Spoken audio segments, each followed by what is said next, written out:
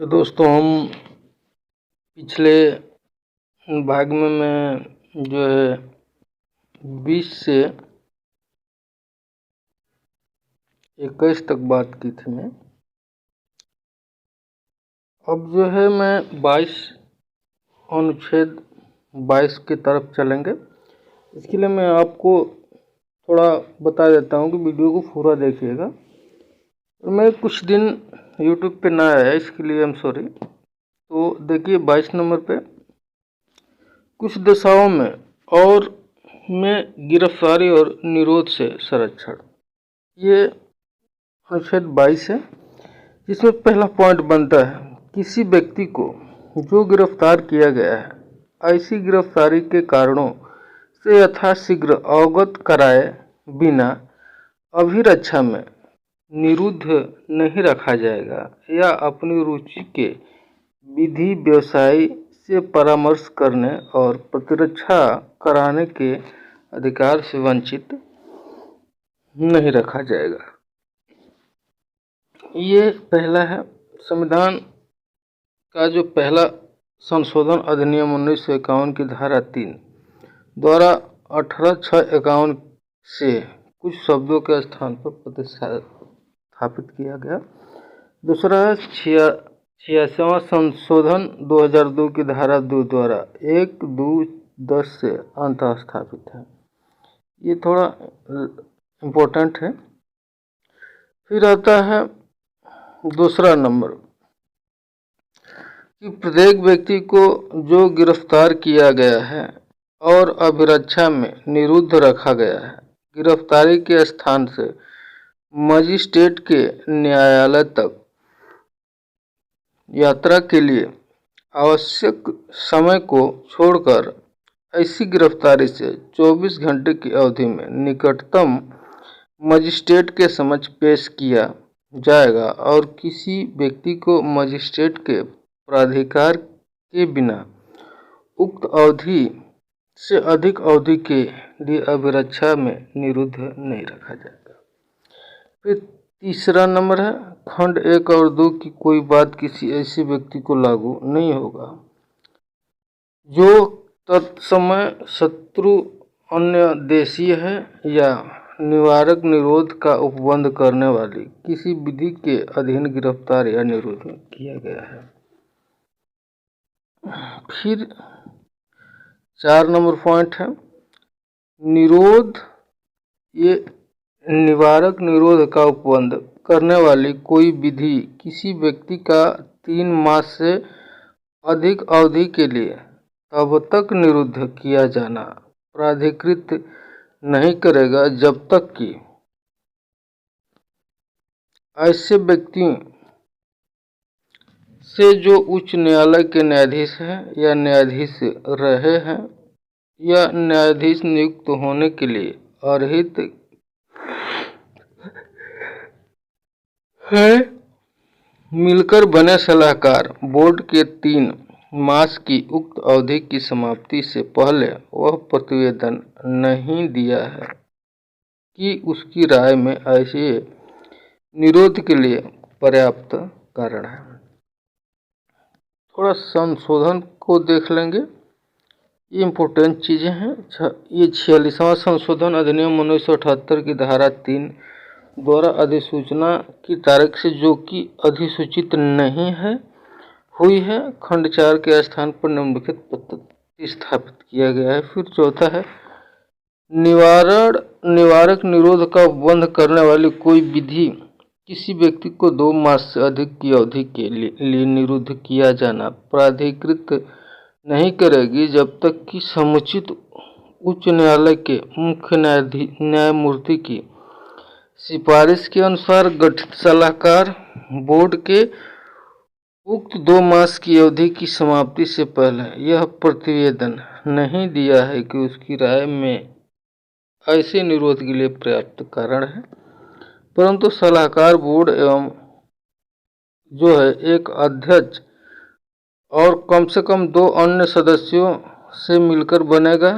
अध्यक्ष समुचित उच्च न्यायालय का सेवारत न्यायाधीश होगा और अन्य सदस्य किसी उच्च न्यायालय के सेवारत रत या सेवानिवृत्त जो है सेवानिवृत्त न्यायाधीश होंगे।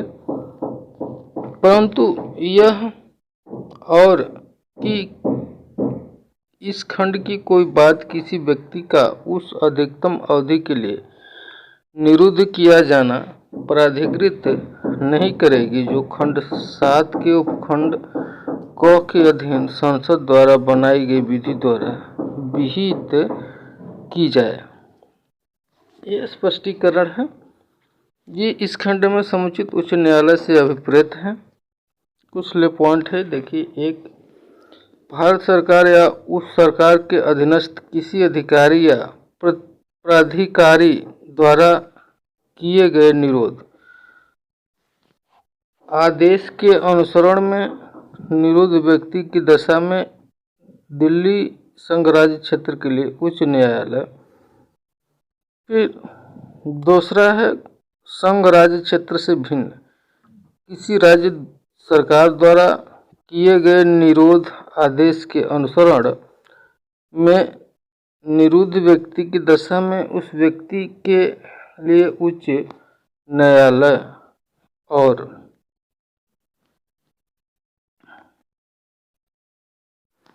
तीसरा नंबर पॉइंट है, किसी संघ राज्य क्षेत्र के प्रशासक या ऐसे प्रशासक के अधीनस्थ किसी अधिकारी या प्राधिकारी द्वारा किए गए निरोध आदेश के अनुसरण में निरुद्ध व्यक्ति की दशा में वह उच्च न्यायालय जो संसद द्वारा इस निमित्त बनाई गई विधि द्वारा उस अधीन निर्दिष्ट किया जाए। फिर आपका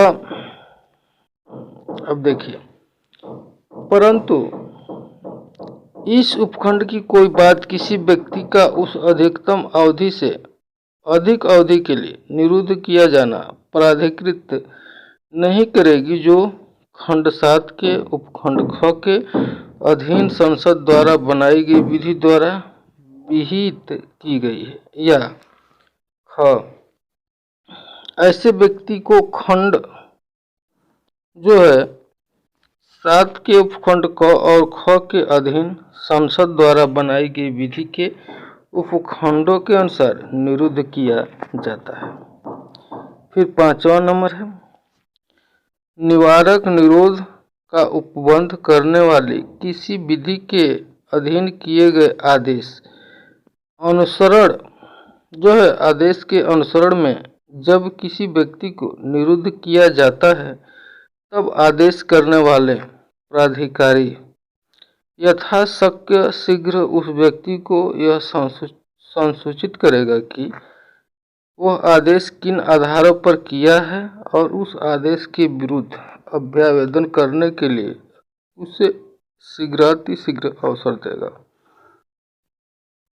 फिर 6 नंबर है, खंड 5 की किसी बात से ऐसा आदेश जो उस खंड में विनिर्दिष्ट करने वाले प्राधिकारी के लिए ऐसे तथ्यों को प्रकट करना आवश्यक नहीं होगा जिन्हें प्रकट करना ऐसा प्राधिकारी लोकहित के विरुद्ध समझता है। फिर आपका 7वां नंबर आता है, जो कि संसद विधि द्वारा विहित कर सकेगा कि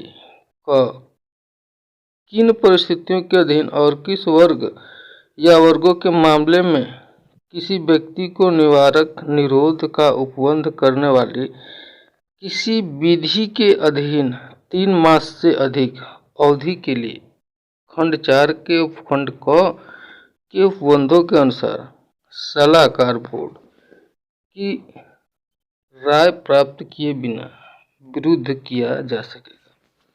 फिर ख है, किसी वर्ग या वर्गों के मामले में कितनी अधिकतम अवधि के लिए किसी व्यक्ति को निवारक निरोध का उपबंध करने वाले किसी विधि के अधीन निरुद्ध किया जा सकेगा। और ग, खंड 4 के उपखंड क के अधीन की जाने वाली जांच में सलाहकार बोर्ड द्वारा अनुसरण की जाने वाली प्रक्रिया क्या होगी। तो ये है कुछ संशोधन देख लीजिए। संविधान के 40वां संशोधन अधिनियम 1978 की धारा 3 ख का द्वारा अधिसूचना की तारीख से उपखंड क का लोप किया गया। फिर संविधान 40वां संशोधन अधिनियम 1978 की धारा 3 ख द्वारा अधिसूचना की तारीख से उपखंड ख को उपखंड क में पुनः स्थापित अच्छांकित किया जाएगा। फिर 40वां संशोधन, ये संविधान का 40वां संशोधन अधिनियम 1978 की धारा 3 ख द्वारा अधिसूचना की तारीख से उपखंड ख उपबंध ख के रूप में अंतः स्थापित अच्छांकित किया जाएगा। फिर 40वां संशोधन है अधिनियम 1978 ही धारा 3 ख का तीसरा द्वारा अधिसूचना की तारीख से खंड 4 के उपखंड क के रूप में खंड 4 का प्रतिस्थापित किया। फिर आपका 23 नंबर है मानव के दुर्व्यापार और बाल बलात्श्रम का प्रतिषेध। पहला है मानव का दुर्व्यापार और बेगार तथा इसी प्रकार का अन्य बलात्श्रम प्रतिषिद्ध किया जाता है और उस उपबंध का कोई भी उल्लंघन अपराध होगा जो कि विधि के अनुसार दंडनीय होगा। फिर दूसरा नंबर है 23 का दूसरा पॉइंट है इस अनुच्छेद की कोई बात राज्य को सार्वजनिक प्रयोजनों के लिए अनिवार्य सेवा अधिरोपित करने के से निवारित नहीं करेगी। ऐसी सेवा अधिरोपित करने में राज्य केवल धर्म, मूल, वंश, जाति या वर्ग या इनमें से किसी के आधार पर कोई भी भेद नहीं करेगा। फिर 24 नंबर अनुच्छेद है कारखानों आदि में बालकों के नियोजन का प्रतिषेध। ये 14 वर्ष से कम आयु के किसी बालक को किसी कारखाने या खान में काम करने के लिए नियोजित नहीं किया जाएगा या किसी अन्य परिसंकट में नियोजन में नहीं लगाया जाएगा। ये धर्म की स्वतंत्रता है। फिर इसके बाद 25 नंबर देख लेते हैं। 25 नंबर में अंतःकरण की और धर्म के अबाध रूप से मानने, आचरण और प्रचार के लिए स्वतंत्रता। फिर लोक व्यवस्था, सदाचार और स्वास्थ्य तथा इस भाग के अन्य उपबंधों के अधीन रहते हुए सभी व्यक्तियों को अंतःकरण की स्वतंत्रता और धर्म के अबाध रूप से मानने, आचरण करने और प्रचार करने का समान हक होगा। फिर दूसरा नंबर है इस अनुच्छेद की कोई बात किसी ऐसी विद्यमान विधि के प्रवर्तन पर प्रभाव नहीं डालेगी या राज्य को कोई ऐसी विधि बनाने की से निवारित नहीं करेगी जो ये धार्मिक आचरण के से संबंध किसी आर्थिक, वित्तीय, राजनैतिक या अन्य लौकिक क्रियाकलाप का विनियमन या निर्बंधन करती है। ख सामाजिक कल्याण और सुधार के लिए सार्वजनिक प्रकार की हिंदुओं की धार्मिक संस्थाओं को हिंदुओं के सभी वर्गों अनुभागों के लिए खोलने का उपबंध करती है। फिर इसके बाद इसका स्पष्टीकरण है। स्पष्टीकरण एक जो कि कृपाण धारण करना और लेकर चलना सिख धर्म के मानने का अंग समझा जाएगा। फिर दो स्पष्टीकरण 2 खंड 2 है कि खंड ख में हिंदुओं के प्रति निर्देश का यह अर्थ लगाया जाएगा कि उसके अंतर्गत सिख, जैन या बौद्ध धर्म के मानने वाले व्यक्तियों के प्रति निर्देश हैं और हिंदुओं को धार्मिक संस्थाओं के प्रति निर्देश का अर्थ तदनुसार लगाया जाएगा। फिर आपका 26 नंबर आता है अनुच्छेद। तो 26 नंबर अनुच्छेद में धार्मिक कार्यों के प्रबंध की स्वतंत्रता है। इसमें लोक व्यवस्था, सदाचार और स्वास्थ्य के अधीन रहते हुए धार्मिक प्रत्येक धार्मिक संप्रदाय या उसके किसी अनुभाग को धार्मिक और पूर्त प्रयोजनों के लिए हिंदुओं की स्थापना और पोषण का।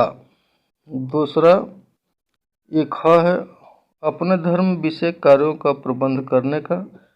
ग है जंगम और स्थावर संपत्ति के अर्जन और स्वामित्व का, और ऐसी संपत्ति का विधि के अनुसार प्रशासन करने का अधिकार होगा। फिर 27 नंबर, फिर अगले चैप्टर में बात करेंगे। तो बस आज के लिए इतना है। तो आप सभी से अनुरोध होगा कि आप चैनल को सब्सक्राइब जरूर करें और ज़्यादा से ज़्यादा वीडियो को शेयर करें, और आपको पूरी अनुच्छेद जो है इसी चैनल पे कवर कराया जाएगा। तो आप सभी लोगों के लिए बहुत बहुत धन्यवाद। तो आज का वीडियो जो है सेशन जो है